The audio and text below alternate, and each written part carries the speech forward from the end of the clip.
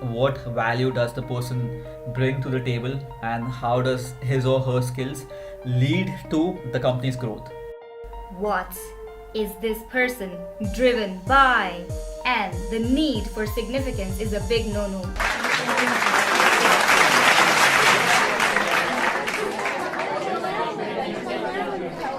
Hey, what's up? It's episode number 5 of the Marketing Nerds podcast. And we have Sandhya Valecha with us again. Hey! Hello everyone! How are you doing? I hope you're doing super duper, Karan. I'm super excited to be here as always. That's awesome. So, in this episode, we will be talking about three things to look for before hiring your next superstar team member. Yes. Yes?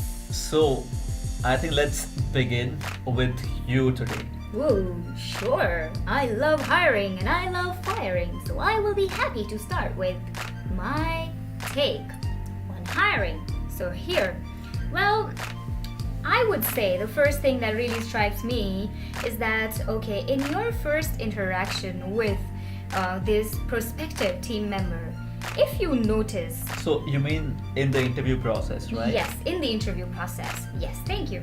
So, in the interview process, if you notice that this interviewee is whining or moaning or bitching about their former boss or former company for whatsoever reason, that okay, they didn't treat me well, they didn't give me the space, they didn't let me grow, blah blah blah blah blah, for whatever reason, well, that's a big red flag for me. Bitching, moaning, whining, if they're doing that for the former boss, they are going to do the same for you, for your company, and for your team members. Let me warn you, not just for you, but they might not gel well with your True that. team as well. I completely agree.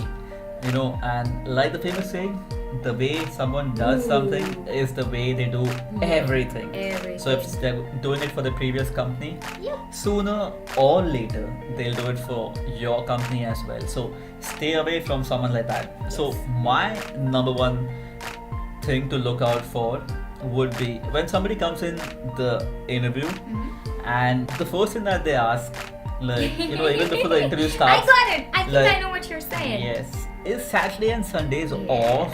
Right. What are the work timings? What about national holidays? And even before the interview has really begun, and the person starts asking about leaves, the holiday structure, the weekends off, it just talks a lot about their mindset. I mean, this person is really looking at, partying on the next Friday. And that's not the kind of person that I am looking at getting into my company.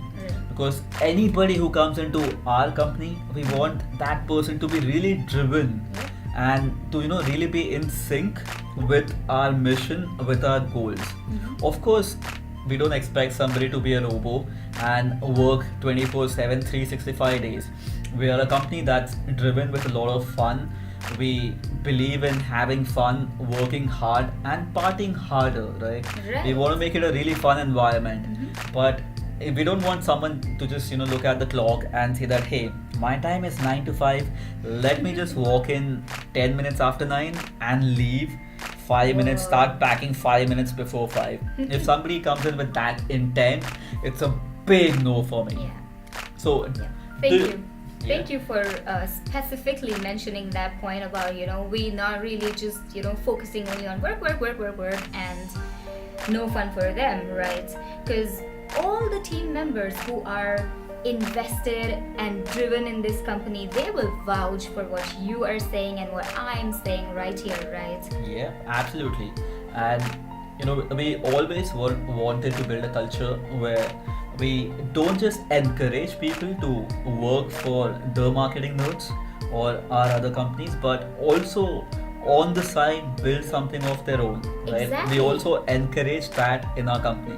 Hey, while you're working here, we would really be happy if you went out and also chased your dreams, and in fact we would help you do that. Right.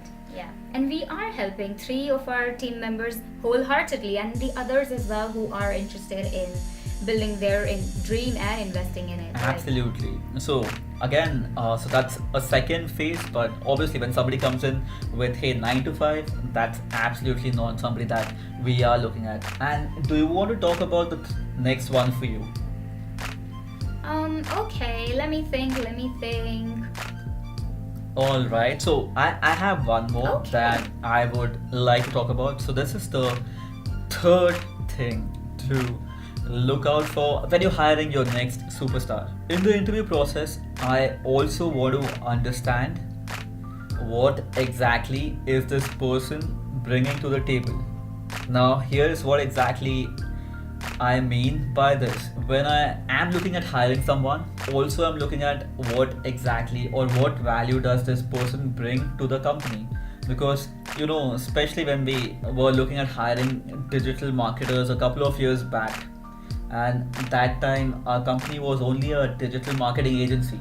We did not start out with our courses and certifications. A lot of people used to come in for interviews, and when you ask them what exactly do you know or what can you bring to the table, so people would give vague answers like I know SCM, I know SEO, I know PPC, I know this, I know social media, blah blah, right? So all that is very very generic and very vague, and most likely 9.9 out of 10 candidates would never be able to define how exactly what they knew as skills translate into revenues for the company. So I would be really happy if somebody came in understanding that whatever they did in the company eventually led to increase in company's bottom line. And when somebody has that kind of an understanding, that's a really really awesome player to have, especially if I'm hiring a digital marketer. If they are understood what is a customer lifetime value or cost per acquisition, that's a smart guy or smart girl to have in the team.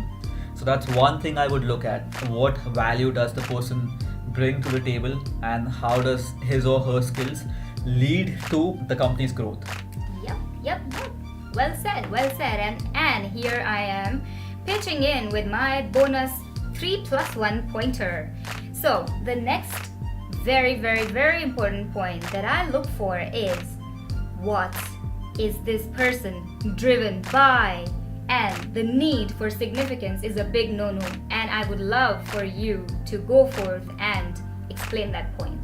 Absolutely. I think that's a really, really good point to bring out in this podcast. Well, now this is a theory that's been popularized by Tony Robbins. And as per Tony Robbins, we are all driven by 6 basic human needs. And one of the most important human need is the need for attention or significance. Now, all of us are driven by different needs, but people who are purely driven by significance are a big pain in the ass to have in your team. Now, I know that's a really, really blatant word, I would say. But that's true, right? That's true, yeah. And I would love for you to also explain that point. Remember that time when there was this celebrity manager that I was wanting to hire, and what happened in that interview, right? Right. So all the person who is driven by significance would do is point out and bring back everything on them, right? You ask them anything and they would want to take credit for every single thing. And no matter what happens in the office, these people would always want to get everybody's attention on them. Right? They will always want to be the face of everything. They would just want to be the center of attention for everything. And to a point, it just breaks down everybody else's morale, because even if person X, person Y does the job, this person would always want to take the credit. Or attention, right? Attention. Or So, just find faults in Find that. faults. True that. So this is like, if there's somebody who is driven by significance, and if I see a person like that in the interview, I just decide right then and there that this is not the person I want in my team. Even if they are really, really talented, but the attitude sucks and it may just bring down your entire team. So it's not worth having that one person at the cost of risking your entire team. So yep, that's a really good point. Glad you got that point up. You're super duper welcome. So these are the pointers that we had that you should be potentially careful about before hiring your next superstar. And if you are somebody who is looking at getting a great job. Please don't pitch about your previous company. Please don't do that. It goes against you. Next, what was your pointer? My pointer was the same one about Oh, this was your pointer, right? I just not took bitching, credit. not moaning, and not whining. And also, this applies to friendship as well, right? You wouldn't bitch about your friends. True, absolutely. Right. Just don't go and right at the start of the interview, ask about what is the leave structure. Is it 9 to 5, 10 to 6? I mean, just be a little patient. I understand that you are putting in a lot of time, and when you work at a company, you invest a lot of time, and it's absolutely fair to ask these questions, but not till the point that you have proven that you bring X value to the company. Yeah, First, dude, right?